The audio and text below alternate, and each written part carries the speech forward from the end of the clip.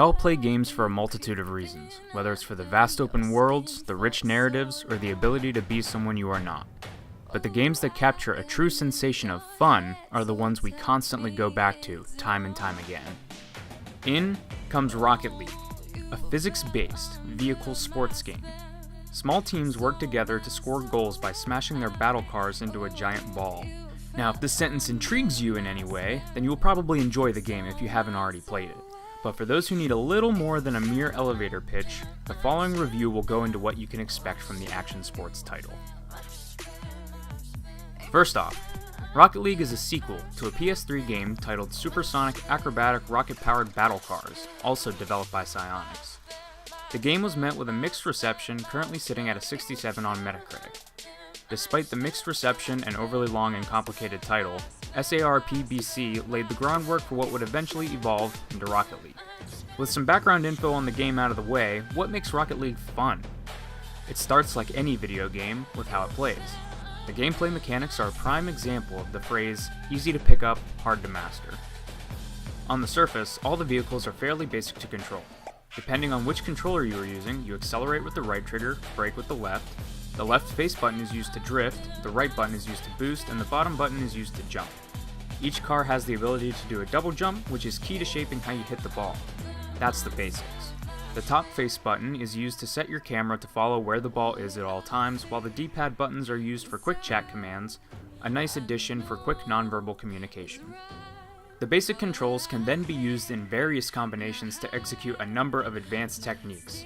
Boosting and double jumping to get an extra boost of speed off the start of the round is important if you want to get those early touches. A single jump paired with an angled boost allows the cars to fly in order to hit very hard shots. These combinations allow much more strategic gameplay choices and rewards the players who are skilled enough to pull them off successfully. Again, easy to pick up, hard to master. Unlike other sports games where the player chooses strategies for the NPCs to execute, Rocket League gives the player control over how they interact with the ball and other players. Rather than telling a player to go for a goal kick, you as the player have to go for the kick, precisely hitting the ball at just the right spot to land it in the goal. This sort of control isn't common in many sports games, making Rocket League a more engaging and unique entry in the genre. Games or rounds of Rocket League last 5 minutes. The clock is stopped when goals are made to show a replay, and in the event of a tie, an overtime clock initiates, which will continue to climb until the first score by a team. This time period is short enough that it feels like the perfect amount of time for each of the rounds. Within that time, a great team can rack up a high-scoring game, while more balanced teams have a relatively low-scoring game full of tense forward and backward pushes on the field. Matchmaking in Rocket League works pretty well. You will occasionally be paired with players who are awful or are way too good, but that is seemingly a problem with any multiplayer matchmaking system. There are usually a decent number of players playing any given game mode at any one time, so you usually aren't sitting on the main menu for a ridiculous amount of time. Along with this, teamwork is a pretty crucial component of the game. Of course, you do not need to have friends to play Rocket League and have a good time. You will enjoy your time playing on your own with randoms or against bots. However, there is a noticeable difference between a well-coordinated team and a bunch of people just trying to play on their own. For the most part, the game mechanics feel tight and responsive. Boosting around the map at high speeds is as fun as flying and jumping through the air, hitting the ball. However, the controls can sometimes feel a little floaty when in the air. It isn't necessarily an issue, but something worth noting. What is more of an issue is the bumpy nature of the cars when they hit other players or are upside down. Should your car land upside down while moving, it can bump and skid and make it hard to recover quickly, which can result in a lost goal or poor play. Similarly, bumping into teammates and enemies can send you flying in a certain direction for a moment, which can be aggravating if that's the cause of poor play. Speaking of the field, how are the level designs in Rocket League? Rocket League has a number of different levels and environments to play in. Many of them resemble futuristic sports arenas, but as you play, you can find other such environments like the underwater arena, a Mad Max-style apocalypse arena, a space station, a cyber future Neo-Tokyo, or even the recently released beach map. Not to mention all the new arenas that come with the other game modes. Speaking of other game modes, there are a number of other modes you can play in Rocket League. The base game is based off of soccer or football. Along with that is a hockey mode, which replaces the ball with a puck, complete with its own unique physics. There is a basketball mode, which makes it so that players have to score the ball from above instead of into the goal. A mode called Drop Shot, in which players have to charge the ball by hitting it and break through their opponent's floor in order to score. A Rumble mode, which acts like the base game, but with the inclusion of power-ups used to deter opponents or assist teammates in scoring. There is also the Test Lab, which is a playground for experimental map designs and layouts. Each of these game modes have their own level designs, such as a snow arena for hockey and a basketball court for hoops. The base game maps can start to blend due to similar aesthetics and imagery, but the amount of other unique and creative maps make it so that you never really get bored with the arena that you're playing in.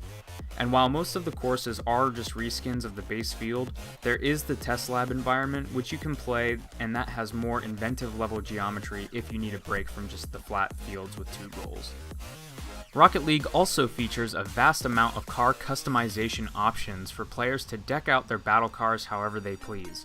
There are a number of different body types, decals, boost trails, goal score explosions, toppers, flags, paint jobs.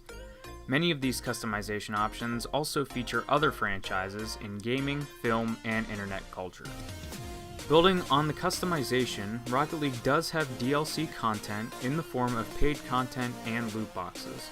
The paid content comes in the form of special vehicles that come from other franchises like I said earlier, and those range in price, usually not going above $6.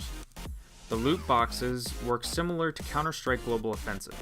Through playing the game, players will earn various different style crates that they will then have to purchase keys from an online store so that way they can open them. Once they open the crate, it works basically like a slot machine to assign an award. Key prices work out to be $1.50 for 1, $5 for 5, $10 for 10, or $20 for 20. Items are purely cosmetic and offer no in-game boosts for players who pay to buy them. Rocket League is available for purchase in many different ways. The game is available on Xbox One, PlayStation 4, Nintendo Switch, Windows, Mac, and Linux. The game is available both digitally and physically. Prices may vary depending on these factors, but the base game digitally usually runs for around $20, $30 physically on PS4 and Xbox One, and about $40 physically on the Switch. The physical versions come with some additional in-game content, along with platform-exclusive content like Sweet Tooth's van from Twisted Metal series on PlayStation, and Mario and Luigi skins on Nintendo.